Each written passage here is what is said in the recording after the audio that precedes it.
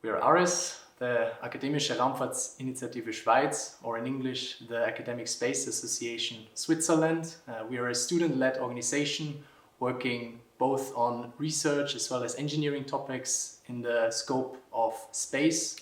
And as an association, we were founded in 2017, so we are still a very young association. But nevertheless, our goals are big and we are working on reaching those. What is the key ambition of ARIS Space? So as an association, there's kind of two aspects to this question. One, of course, on the technical side, as students from a Swiss university, we set ourselves some very ambitious goals. In this case, we want to reach orbit by the 2030s, which is by itself a very challenging goal. On the other hand, as a student organization, of course, being a student is about learning, about getting ready for what's out there in the workspace.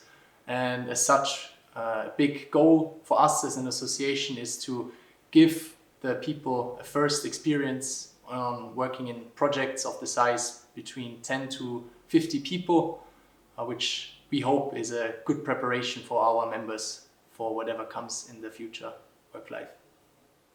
What are your long-term goals for the upcoming years? Our long-term goals are reflected in our ARIS Mission 2030.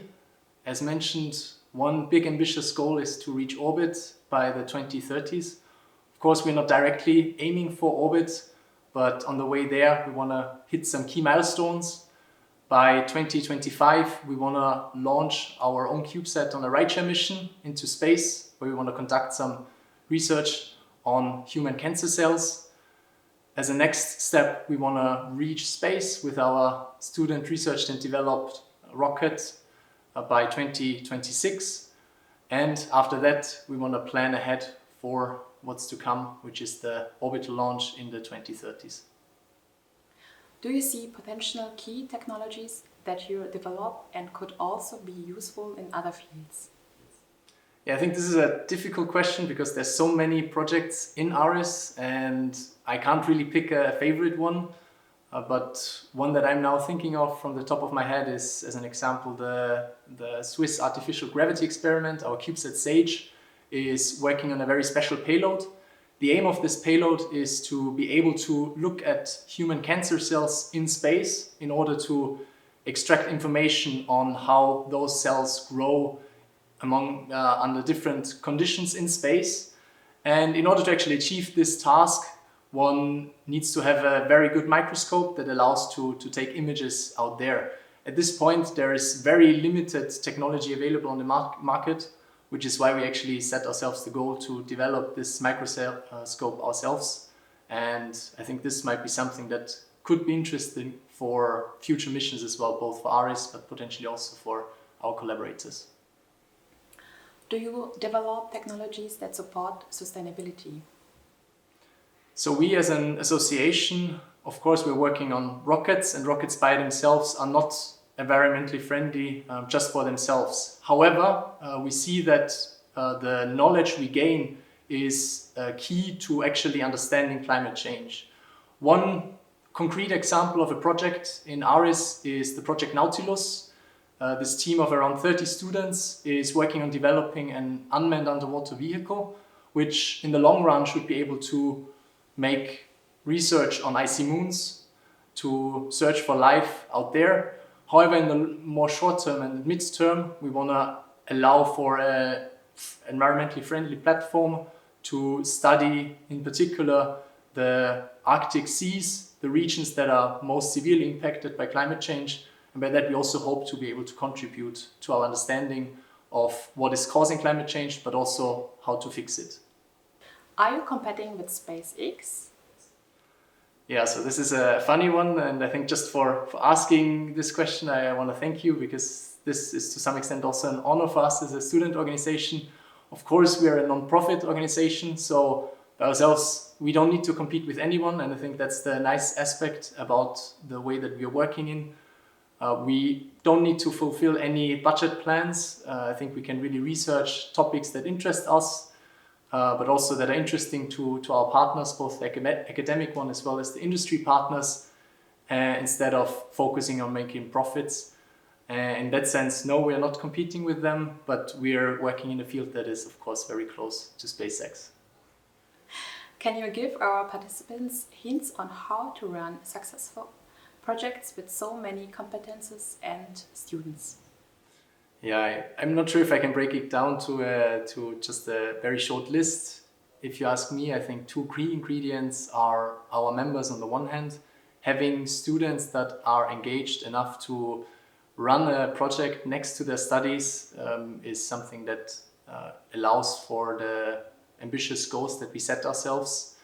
However, oftentimes the problems that we're trying to solve are engineering problems, and one should not forget that these problems might have been solved before. And I think a very important aspect is to reach out to partners from industry and academia very early on, get the input you need, get the financial contributions you need to move ahead in a pace that you usually don't know from industry.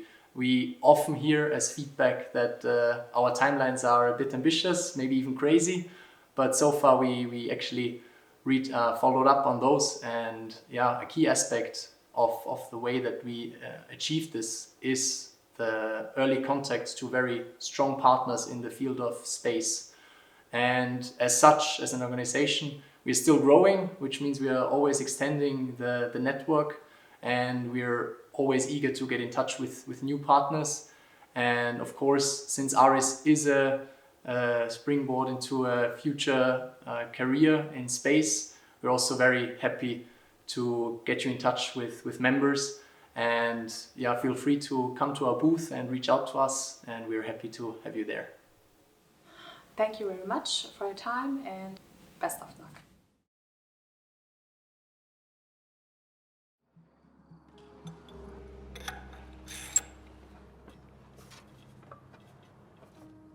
For us as a team, the goal is for sure to go to the SA Cup and compete there, because it's just an awesome competition, especially as a Swiss team, to be able to go to New Mexico into the desert.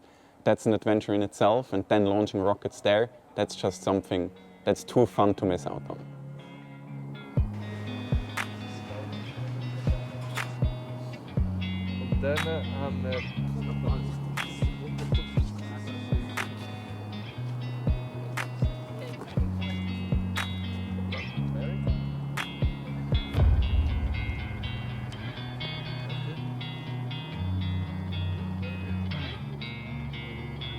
So the main goal of our project is to reach 30,000 feet with a rocket with a hybrid rocket engine with a 4 kg payload, and then successfully recover our system. Notice no reading in set 0.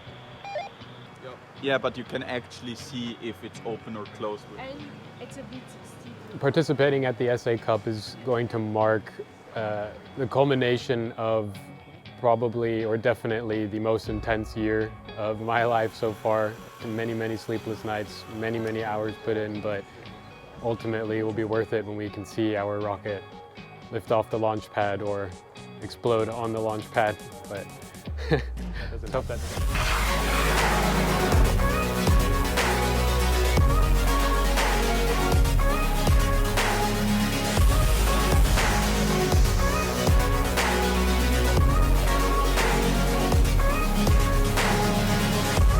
I was part of last year's team when SA Cup was cancelled due to COVID. So this year it is particularly nice to be able to go to America and fly the rocket there, meet the other teams, and have it in a physical format instead of the online format from last year.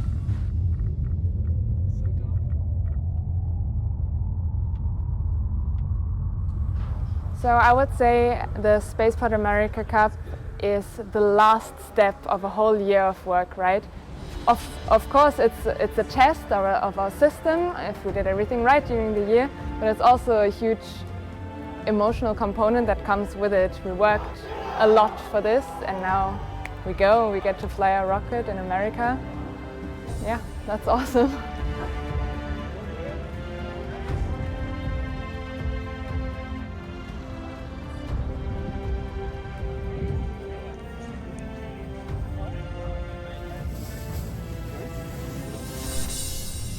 Now, team number 27, ETH Zürich, going in 10, 9, 8. Okay. All systems ready for launch. All systems ready for launch. 8, 7, 6, 5.